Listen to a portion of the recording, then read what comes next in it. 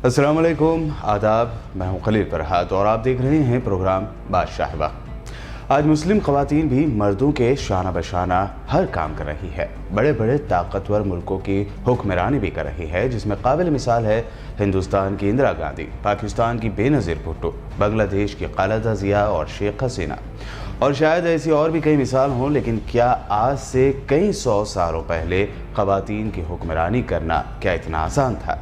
आज हम बात करेंगे हिंदुस्तान की पहली मुस्लिम खातून हुक्मरा की, जो सिर्फ 20 साल की उम्र में दिल्ली के तख्त पर बैठी।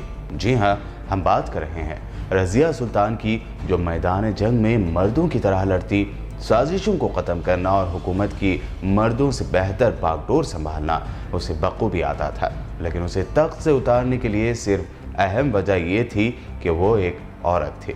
आइए जानते हैं दिल्ली के पहले मुस्लिम बादशाह सुल्तान शमसुद्दीन अल्तमश की बेटी रज़िया सुल्तान की ज़िंदगी की मुकम्मल दास्तान। जैसा कि बादशाह वक्त के पिछले 2 एपिसोड में हमने आपको कुतुबुद्दीन ऐबक और सुल्तान शमसुद्दीन अल्तमश के बारे में बताया था। कुतुबुद्दीन ऐबक भी एक गुलाम थे और शमसुद्दीन अल्तमश भी कुतुबुद्दीन के गुलाम ही थे, जो बाद में कुतुबुद्दीन के दामाद बने। शमसुद्दीन अल्तमश ने ही तमाम रिवायतों को तोड़ते हुए पहली मर्तबा किसी खातून को, यानी अपनी बेटी को, अपनी सल्तनत का जानशीन मुकर्रर किया था। रज़िया सुल्तान सन 1205 में पैदा हुए। शमसुद्दीन अल्तमश को रज़िया सुल्तान के अलावा 8 बेटे भी थे। रज़िया सुल्तान को शमसुद्दीन अल्तमश ने इसलिए भी अपना जानशीन बनाया था क्योंकि वो अपने बेटों की नाअहली से शायद वाकिफ थे। वहीं उन्होंने रज़िया सुल्तान के अंदर छुपी हुकूमत चलाने की तमाम सलाहियतों को भी पहचान लिया था। रज़िया सुल्तान की परवरिश एक हुक्मरा बनने के लिए ज़रूरी सलाहियतों की बिना पर की गई। तलवारबाजी, घुड़सवारी के साथ साथ अच्छी तालीम उन्हें दिलवाई गई। सुल्तान शमसुद्दीन अल्तमश के इंतकाल के बाद उमरा और वज़ीरों ने शमसुद्दीन अल्तमश की वसीयत के खिलाफ रज़िया के बजाय रज़िया के भाई रुकनुद्दीन फ़िरोज़ शाह को सिर्फ इसलिए बादशाह बना दिया क्योंकि औरत की हुक्मरानी को वो कबूल नहीं कर पा रहे थे। उमरा को ये पसंद नहीं था कि एक लड़की तख्त पर बैठे और उन पर हुक्म चलाए।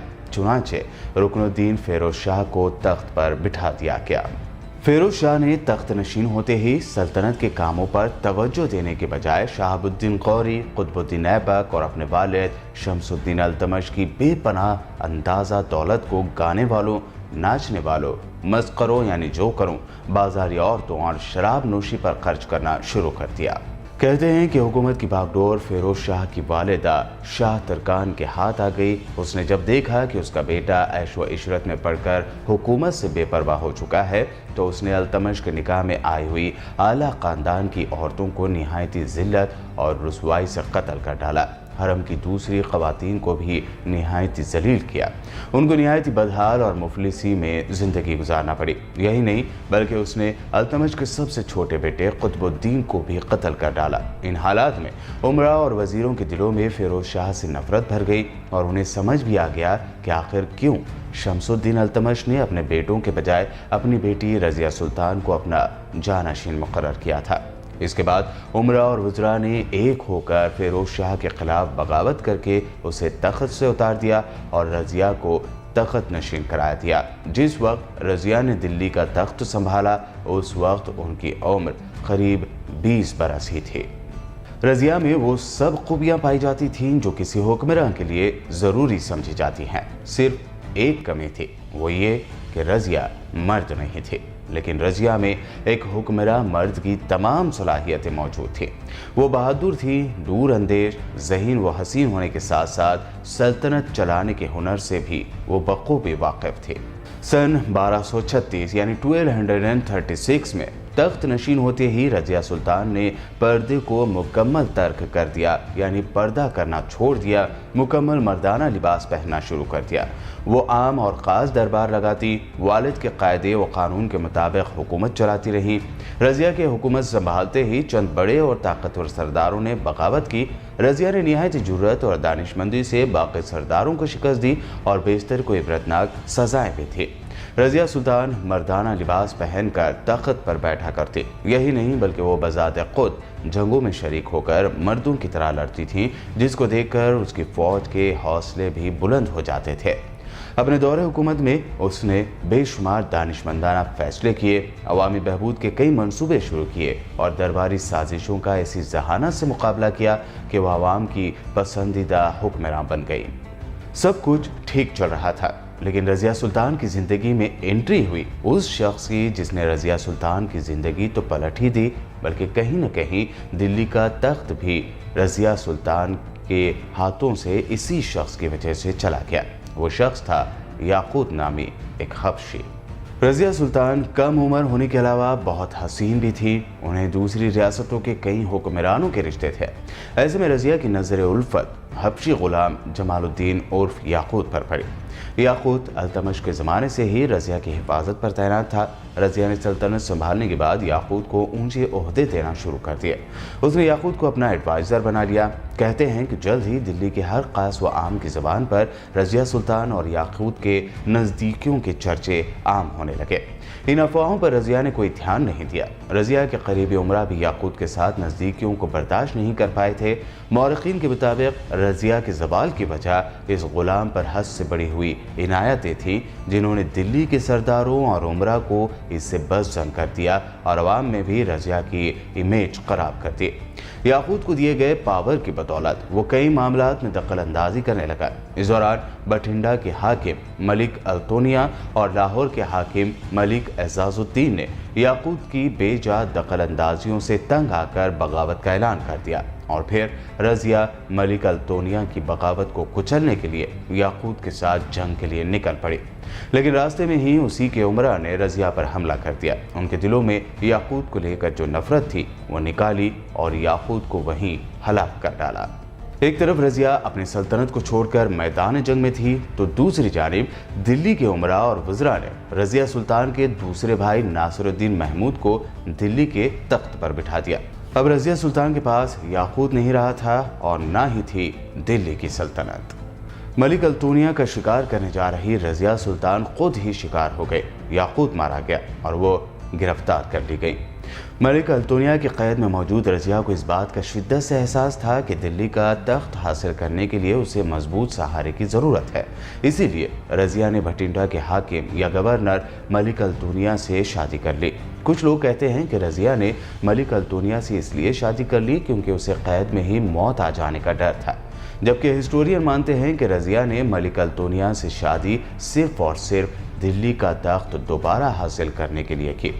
शादी के बाद रज़िया ने अपना खोया हुआ तख्त दोबारा हासिल करने की कोशिश शुरू कर दी और इस मकसद के लिए वो और अल्तोनिया भटिंडा की फौज लेकर दिल्ली की तरफ चले।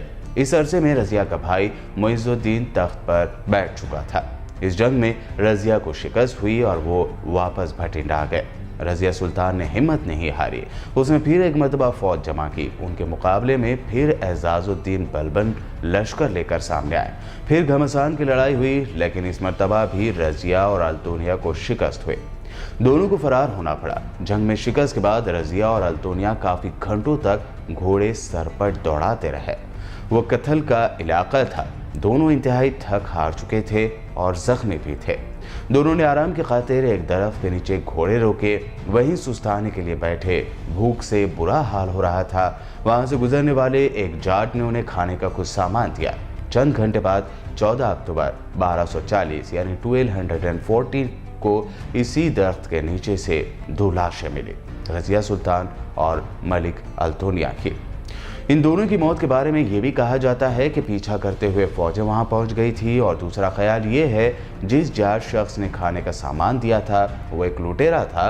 उसने बाद में अपने साथियों समेत आकर रज़िया और मलिक अल्तोनिया का कत्ल कर दिया था, क्योंकि रज़िया ने बेशकीमत ज़ेवरात भी पहन रखे थे। रज़िया की तलाश में आए फौजियों ने रज़िया की लाश बरामद की। बाज़ादा रज़िया के भाई नाश को दिल्ली ले गए और तुर्कमानी दरवाजे के पास बुलबुल खाने के महल में 20 फुट के अहाते में संगे सुर्ख से मकबरा बना दिया। रज़िया की बहन सजिया बेगम उर्फ सजी को भी इसी मकबरे के अहाते में रज़िया सुल्तान के खबर के पास दफना दिया गया। बुलबुल खाना शाहजहां आबाद निज़ तुर्कमान गेट के अहाते में वाक़ है। आसपास अब रिहायशी घर बने हुए हैं। पहले इस इलाके में जंगल हुआ करता था।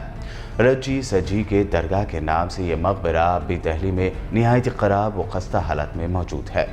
رضیہ کی قبر تک پہنچنے کے لیے تنگ و تاریک گلیوں سے گزرنا پڑتا ہے اور آس پاس اس قدر غلاظت رہتی ہے کہ آنے والے ناک بند کرنے پر مجبور ہوتے ہیں۔ اس مختصر سے احاطے کے آس پاس اونچی اونچی عمارتیں ہیں اور لوگوں نے اپنے ایئر کنڈیشن اور کولر اسی سمت میں لگا رکھے ہیں۔